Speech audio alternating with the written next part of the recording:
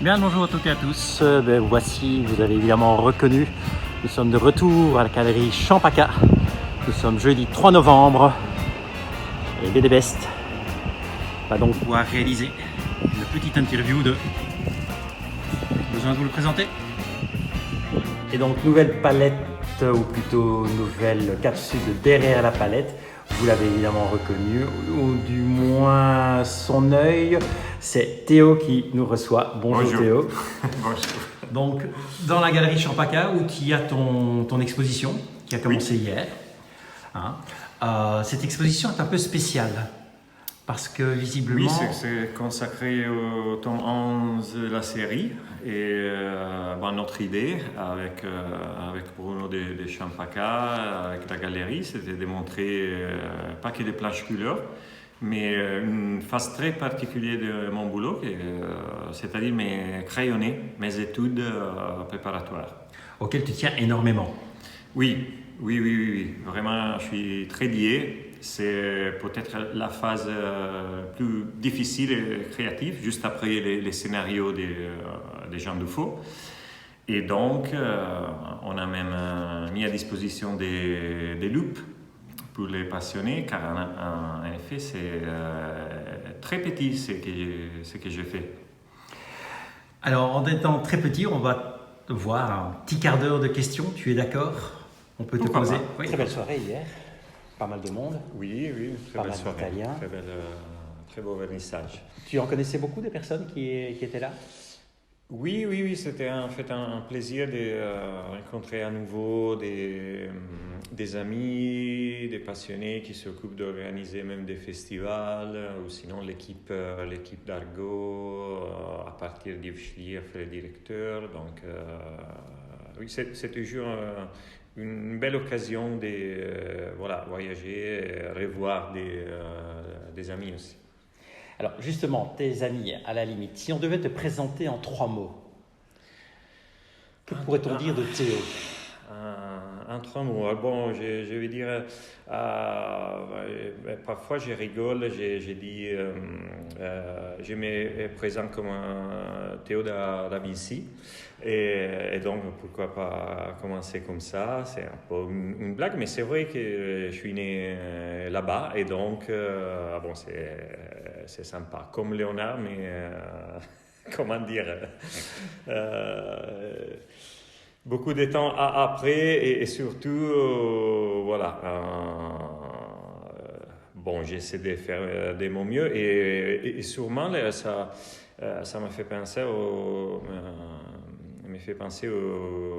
maîtres de Renaissance italiens, qui sont en effet une influence inoubliable, non? Chaque gamin, c'est Michel-Ange, Léonard, donc tu es né là-bas, donc ça peut être déjà en effet une influence. Et bon, deuxième mot, je pense à ma petite folie, c'est normal. On dit, tu sais, les artistes, et voilà, je viens de parler de mes petits croquis. En fait, c'est quelque chose même des bizarres, non? Plein de collègues qui me disent, mais t'es fou là, c'est quoi qui tu fais là? Et donc voilà, je suis sûrement lié à ma petite folie. Bon, le troisième mot, en ce moment, je pense à ma ville, Florence, et donc voilà, c'est souvent une autre source, notre influence forte. Tu sais, j'habite dans les centres-villes, donc il y a plein de beautés, souvent, comment dire, ça pousse toujours à chercher un peu sa place dans l'art, dans le monde, avec pourquoi pas une idée de... pas des grandeurs, mais de développer son talent quand même. Alors justement, tu as parlé de Florence, tu es italien, tu es né à Florence. Oui. Tu as suivi des cours en académie. Tu as suivi des cours en académie avec une direction plus ou moins bande dessinée. Tu as travaillé pour des musées. Oui, il s'agissait d'une école des fumetti en fait, c'est notre bande dessinée en Italie. Donc, et après, j'ai eu la chance, la possibilité de travailler dans un atelier d'illustration très classique, papier, aquarelle, encre. Ça m'a formé beaucoup après l'école des BD. Et bon, voilà. Il m'a même appris à travailler sur les sources historiques, les références, faire de la recherche et faire une reconstruction idéale, mais une bonne reconstruction du passé. Voilà. Et c'est ça que je me trouve après quelques années à faire dans mes BD. C'est vrai que quand on reprend ton parcours, 6 albums pour le trône d'argile, 4 albums avec le pape Jules II, c'est fort historique tout ça. Oui. C'est un peu ton... Comment t'es venue cette passion de l'histoire? Bon, la passion de l'histoire a été toujours là. Et c'est sûrement quelque chose que j'ai retrouvé déjà dans les BD que je lisais quand j'étais gamin. J'adorais tellement ces histoires du journal des Mickey avec voilà, des reconstructions historiques des époques différentes et après par exemple Murena même avec les travaux de Philippe Delaby, mais les tours des bois Maury par Hermann. Donc voilà, la passion était toujours là, mais c'est vrai qu'à partir de l'atelier d'illustration, je me suis spécialisé, et ce n'est pas par hasard qu'avec les troncs d'argile, ma première BD, la proposition qui Delcourt m'a fait, les scénaristes de Jerry Richmond, c'était déjà, comment dire, concentré sur mon talent, ma qualité comme illustrateur. Et donc, avec un projet historique comme les troncs d'argile qui se passe lors de la guerre des 100 ans, c'était une bonne idée de confier les projets à un illustrateur, en fait, passionné des BD. Donc passionné aussi de détails et de recherche historique. Oui, c'est ça. C'est toute une partie du boulot qui c'est crucial, évidemment, dans la BD historique et pas que ça. Et il faut savoir se débrouiller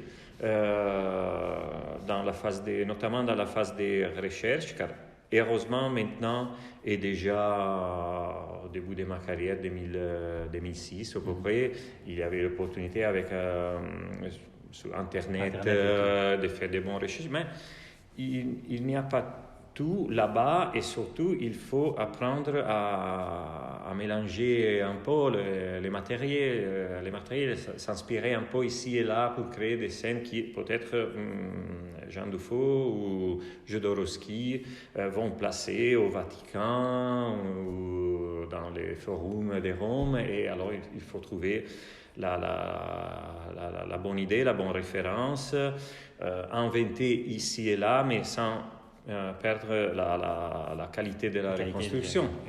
C'est un peu un jeu entre moi et les lecteurs,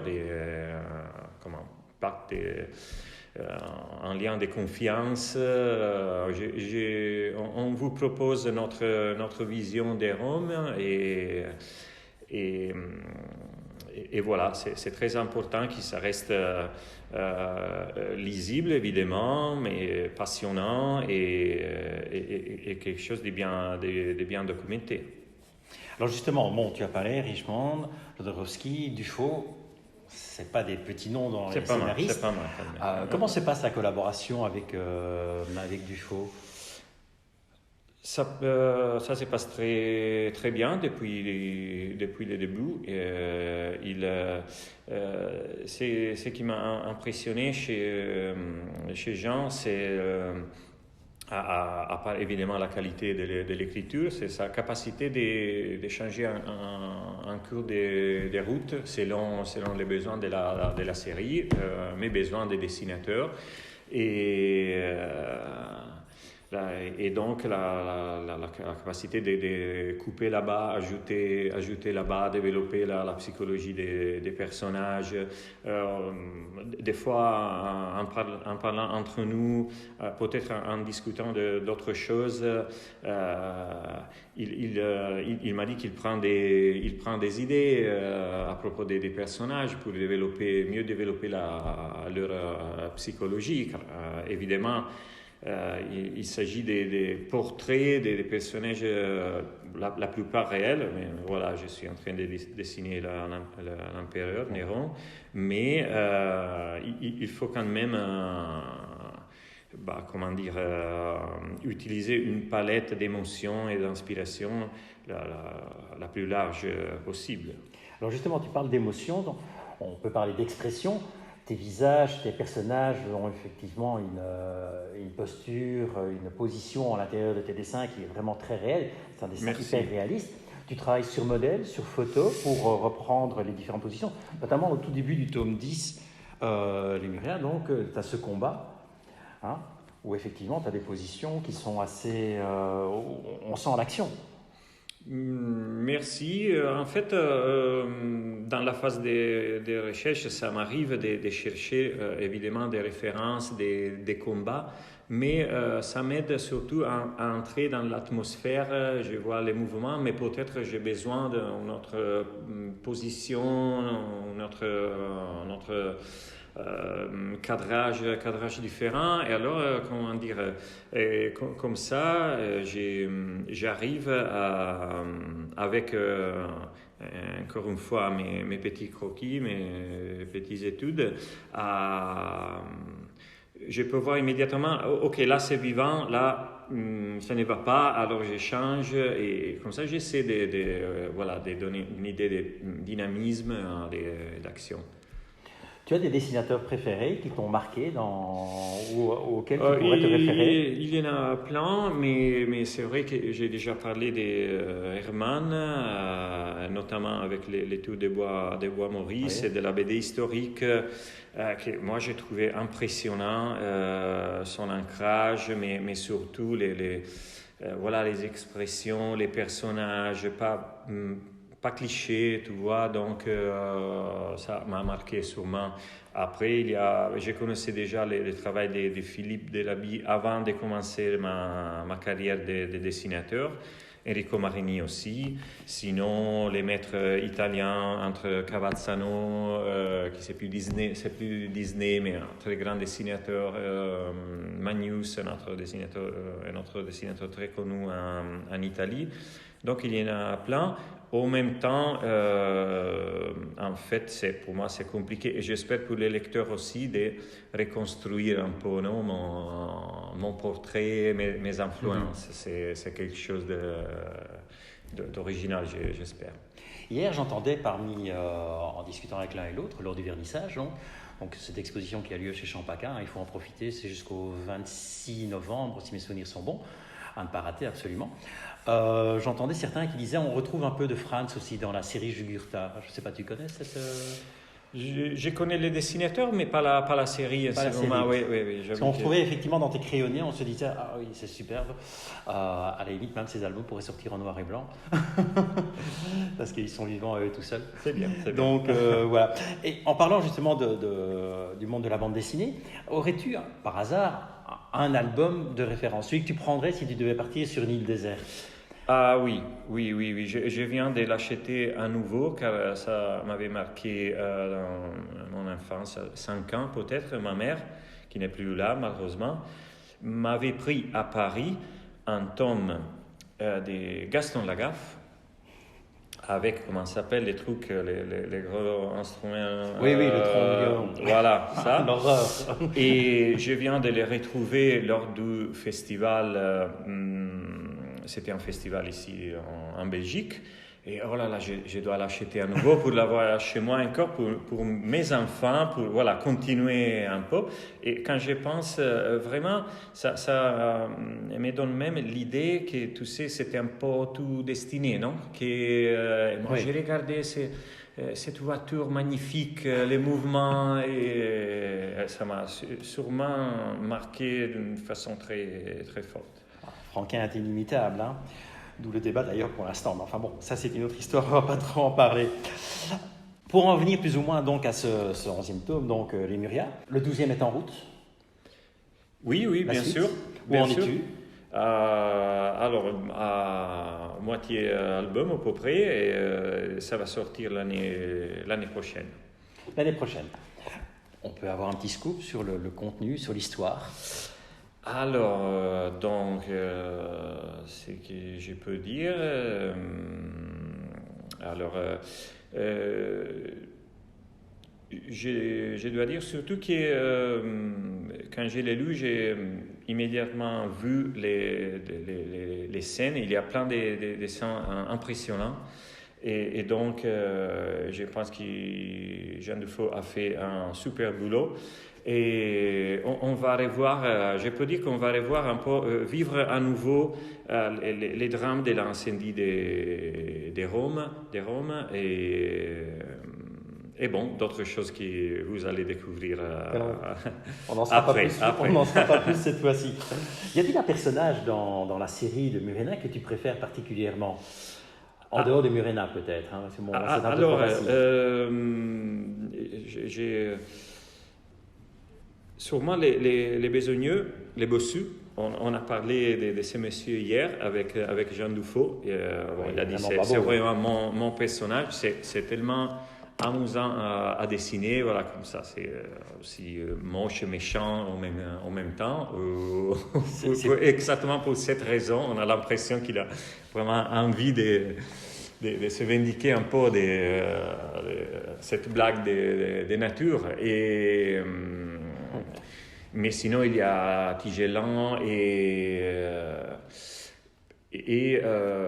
sûrement l'histoire compliquée entre Lucius et Lemuria, car en effet, ça a marqué mon arrivée dans la série.